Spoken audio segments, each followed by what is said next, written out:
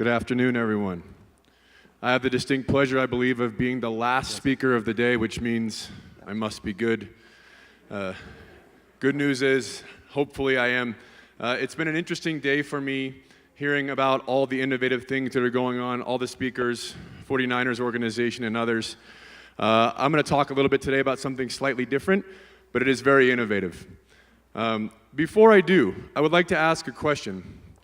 Or it's more, I would like to ask you to do something. If you are a mother, a father, an aunt, an uncle, or a grandfather or a grandmother, please raise your hand. Okay, I think it's just about everybody. Close to it.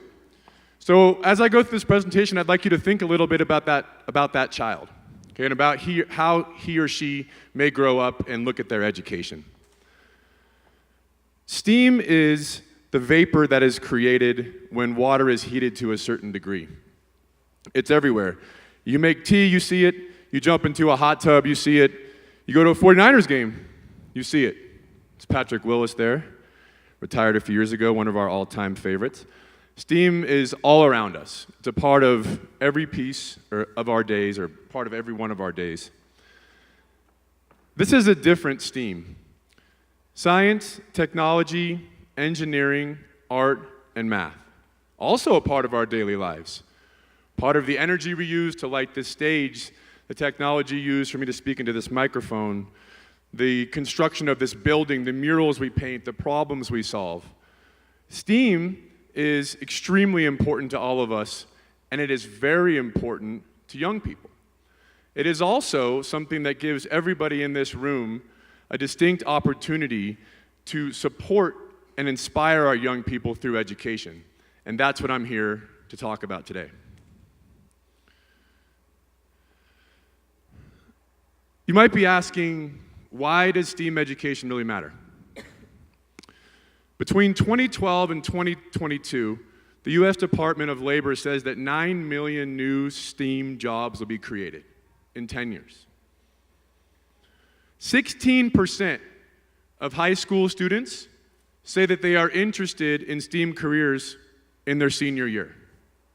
That means 84% of kids have no interest in the subjects that are most likely to allow them to gain the best job out of school. The U.S. is 38th in overall STEAM performance when you look at academic markers globally. 38th. This is a global phenomenon. This isn't just about the U.S. I chose U.S. Department of Labor statistics because it's most relevant to what we're doing, but I guarantee you similar studies are available to talk about the same types of metrics in other countries. Mexico, the other countries represented here. So we have a workforce issue. We have an economy issue. We have a community benefit issue. We have a quality of life issue. And it all ties back to what our kids do and don't like to do. So what if I told you that sport can help solve that problem? That there was a way to take the subjects that kids are traditionally not inclined to want to pursue, as we just saw in that last stat, and make them more relevant, more exciting.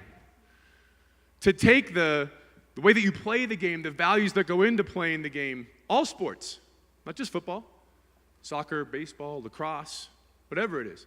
Take those values and make them something that young people are attracted to. That there was an incredible opportunity for all of us to jump into the educational ecosystem and play a part in the trajectories of those kids that I asked you to think about while you're sitting in your seats. The San Francisco 49ers Denise DeBartolo York Education Center is comprised of two distinct learning venues housed inside Levi Stadium in Santa Clara, California.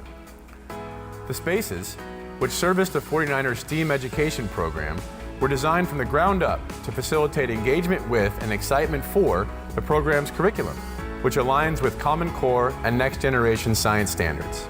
We just designed a mask using straws, tape, and whatever resources we had. The screen was really helpful because it made us more visual. I like the way the field is. It makes it feel like you're actually on the field and working with the players. As a direct reflection of our education center's unique and exciting hands-on design, The 49ers help young children view STEAM in a different and approachable light, so they may one day be further encouraged to pursue a career in STEAM. They love it, doing all those hands-on things that they don't necessarily do all day at school. I didn't know that football really used a lot of engineering. Engaging more than 150,000 participants in meaningful STEM conversations since the Education Center opened its doors in 2014, the 49ers STEAM education program will continue to expose future leaders to hands-on, project-based learning-driven lessons infused with state-of-the-art technology for years to come.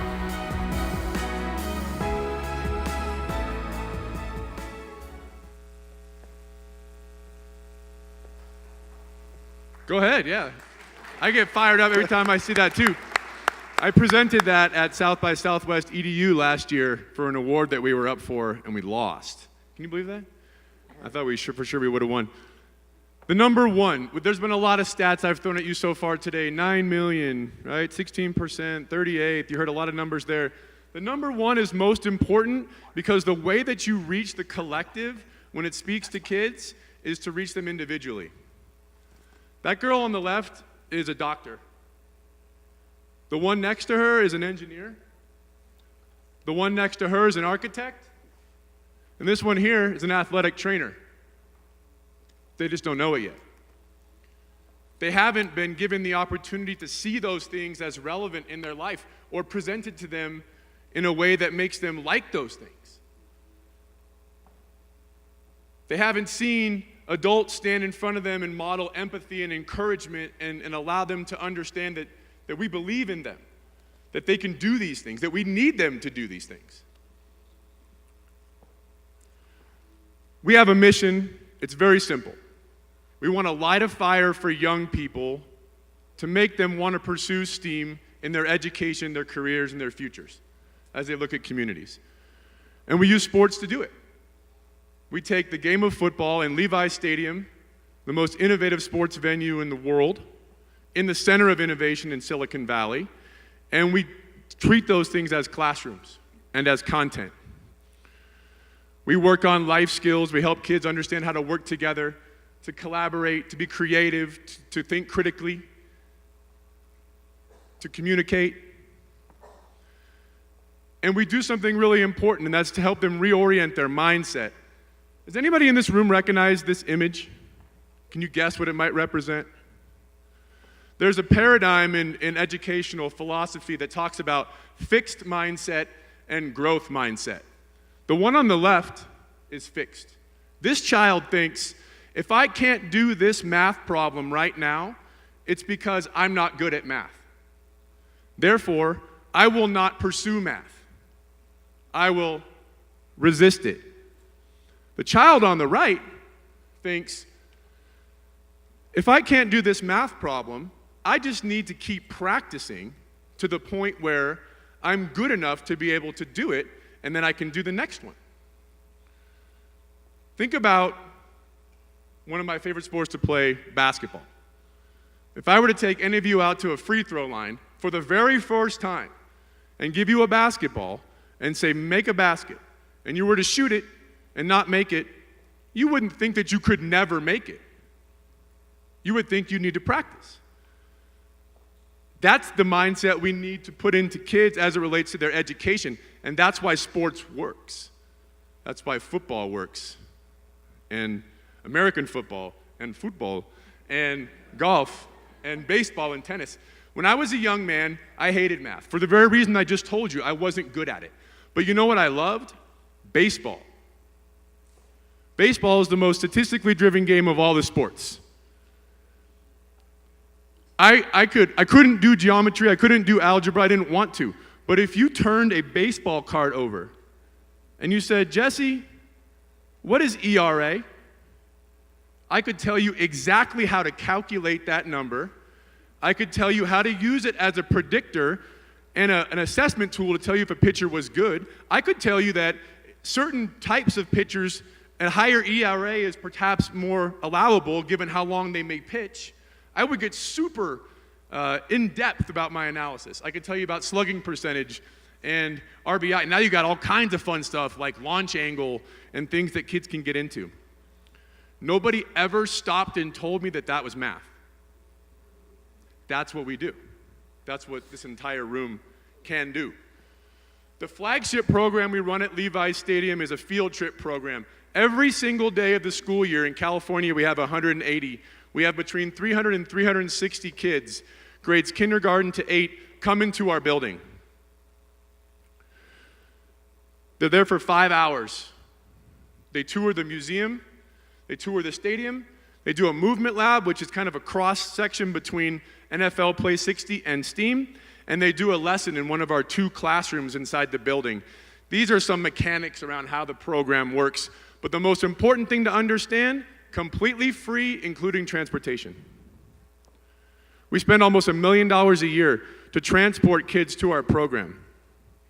More than 50% of the kids that come to our program are coming from a Title I designated school. In the state of California, that essentially just says underserved area.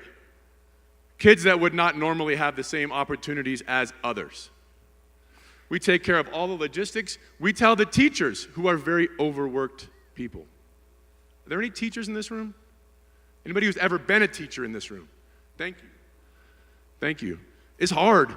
I taught for like 5 years. It's really hard. And when you have someone tell you, I will pay for you, I will handle the details, all you have to do is get your kids to the curb, ready for the bus. We do the rest. We make sure the kids come and leave inspired. This is what we teach them.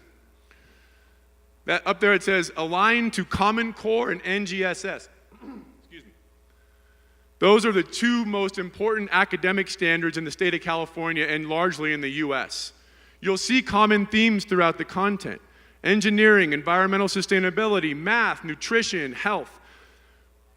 Every single one of these lessons is available for every single grade using a technique called scaffolding, which means if this gentleman right here has a child who is in 2nd grade and he's learning about environmental sustainability, we'll teach solar energy lessons the same type of way as we would to an 8th grader, but with different level of difficulty. This is the most important decision a teacher makes because this decision informs what the rest of the day looks like for us. There's a lot of things going on in this picture right here. If you look down on the desk, you see the tablet. It's a design. That young girl right there was asked to draw out the face mask that she would build because it's key to the engineering design process, thinking creatively, coming up with an idea in your mind about what something looks like. You see kids working together. You see boys and girls. Look on the wall in the back. We took the wall and we put the engineering design process on the wall so kids are constantly reminded of it. Kids need to be able to solve problems today. Kids don't listen and repeat anymore. That's not education. Education is, give me a problem to solve and let me solve it and help me solve it with some other people. That's what's going on here. This is what we've done to date. There are a bunch of really cool stats. My favorite one is the very last one. 80% of students are telling us when they leave, I want to study STEAM now more than I did before I came in. That's exciting. That means that what we're doing is working. We have a number of different programs that we offer. We do a teacher training program. We bring teachers into the stadium and train them in groups. They get to work together. We have a family program where parents come in one-on-one with their kids. They understand that learning is fun. It's accessible. It's everywhere. We have online content built out through Khan Academy. Does anybody know what Khan Academy is? Khan Academy is a platform where you can go on for free and learn anything you want. We have after-school programming. We also give to other entities that do educational programming. We're very broad in the way that we provide our programs at the 49ers. And again, the key piece of all of this, it's all free. Nobody pays for anything. So what are we doing next? In 2020, I hope to serve 100,000 participants per year. Right now, we're about 70. We'll get there. I know we'll get there because the York family has a commitment to this, and they allow us to grow and do really innovative things. We'll get there because we need to get there. We need to continue driving. I mentioned that I was Director of STEAM Education and Managing Partner of EDU Academy. EDU Academy is a consulting firm that I started for one reason, because my phone would not stop ringing. People would say, Jesse, how do I get one of those classrooms? Like, how do I get a program like this? How do I do this? So we said, well, does the world really want to know? Yesterday, I announced our partnership with Chelsea. In a month, I'll be in London teaching Chelsea how to do what we do, running programs for kids at Stamford Bridge.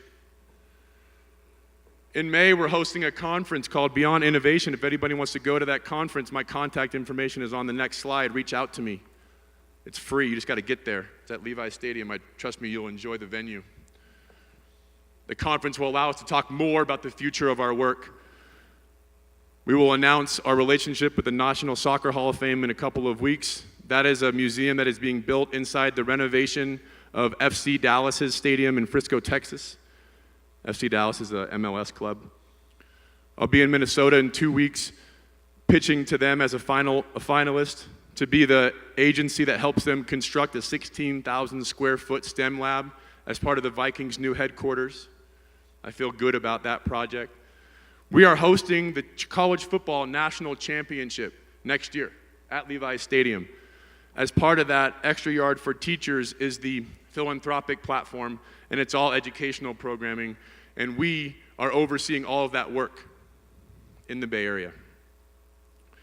This is the way, if anybody in the room is interested with what you're hearing, this could be the way to help you understand what your opportunity is, which is just about where I'm going to finish.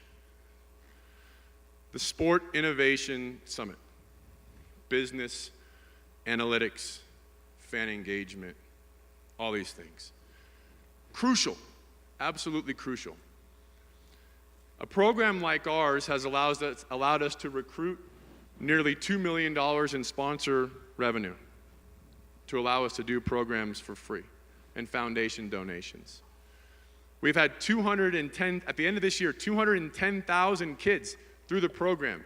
I'll give you one guess who their favorite football team is now. That is a long-term business strategy. They're not going to buy a ticket tomorrow, but they might buy one in 10 years. Their parents might buy one tomorrow. Education programs are first and foremost important because they benefit communities and learners and teachers. That's why anybody in this room and the organizations you represent should think about doing one. Let me be clear about that. Keep the student and teacher experience first. However, the benefits from a business standpoint are myriad. And I would love to talk to anybody in this room more about what they do. This is my contact information. Thank you very much for having me up on the stage today. I hope you have a great night, and that's it.